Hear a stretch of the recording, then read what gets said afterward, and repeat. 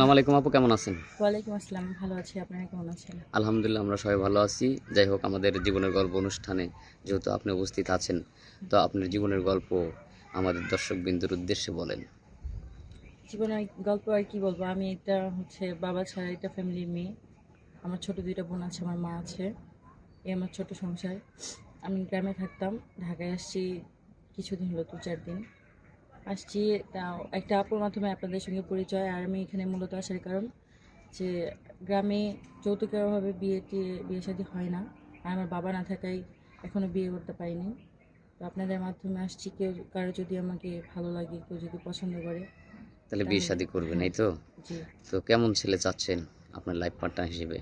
এখন আমি কিভাবে চাবো বলেন? এখন কেউ যদি আমাকে চায়, আমি সেই পরিবর্তে তাকে চাইতে পারি, না, কিন্তু আমার চাওয়ার নিজের তো কোনো সামর্থ্য নাই যে আমার এটা আছে ওইটা আছে, আমার বাবা আছে। কেউ যদি আমাকে দয়া করে তার জীবন সঙ্গী করতে চায়, তো সেক্ষেত্রে আমি তার জীবনে যেতে পারবো। তারপরে একটা পার্সোনালিটি আছে না, যেমন আপনি অনেক দেখতে অনেক সুন্দর, অনেক লম্বা চড়া একটা মেয়ে। হ্যাঁ, আপনার বয়স কত? আমার বয়স 22 বছর প্লাস। 22 বছর। 22 বছর মানে খুবই সুন্দর একটা মেয়ে। বিয়ের বয়সটা হয়ে গেছে, সমস্যা নাই। 22 বছর, 25 বছর, 18 বছরেই তো মেয়েদের বিয়ে হয়। তো ম্যাচুরেড একটা মেয়ে।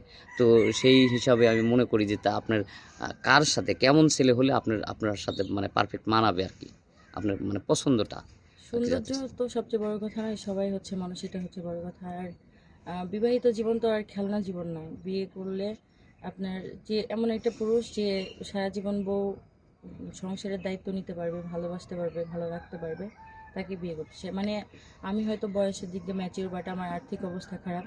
সেক্ষেত্রে যে আমাকে চালাইতে পারবে, আমাকে দেখতে পারবে, ভালো রাখতে পারবে, এরকম একজন ম্যাচিওর, মানে ভালো মনের মানুষই আমার দরকার। না, তারপরে দেখা যাচ্ছে আপনার বয়স 22 বছর, এখন 45 বছরের আধাবৃদ্ধ একজন লোক যদি হয়তো আপনাকে পছন্দ করে বিয়ে করতে চায়, তার আবার বাচ্চা কাচ্চা আছে, হয়তো বউ নাই, মারা গেছে, তার সাথে কি আপনি বিয়ে পুষবেন বা বিয়ে করবেন তাকে? হ্যাঁ, আমার কোনো মানে আপত্তি নেই। সে যদি, ওই এক কথাই বললাম, সে যদি আমাকে ভালো রাখতে পারে, দায়িত্ব নিতে পারে, আমি করব।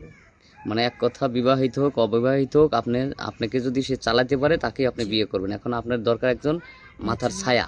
জি, হুম, যেহেতু যৌতুকের কারণে আপনার বিয়ে হচ্ছে না, বা দারিদ্রতার কারণে, মানে সমাজে আছে না, অনেকে আছে গরিব মেয়ে হলে দেখা যায় তার সুন্দর হলেও, হ্যাঁ, জি, তাকে জি। বিয়ে করতে আর চায় না। তাছাড়া আপনারা জানেন কিনা, আমাদের উত্তরবঙ্গে যৌতুকের চাহিদাটা অনেক বেশি হ্যাঁ। অন্য জায়গার তুলনায়। আচ্ছা, যাই হোক, আমরা আপনার কিছু কথা শুনলাম, দুঃখের কথা।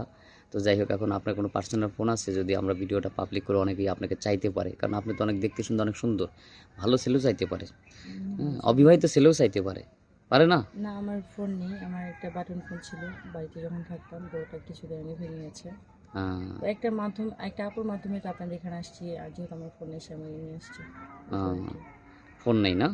জি। সুপ্রিয় দর্শক, মেয়েটার আসলে কোনো ফোন নাই। মেয়েটা দেখতে সুন্দর, অনেক সুন্দর, লম্বা, 5 ফুট 6 ইঞ্চি প্লাস, 9 ইঞ্চি হবে না, 6 ইঞ্চি, হ্যাঁ। অনেক লম্বা এবং অনেক সুন্দরী, পরীর মতো দেখতে।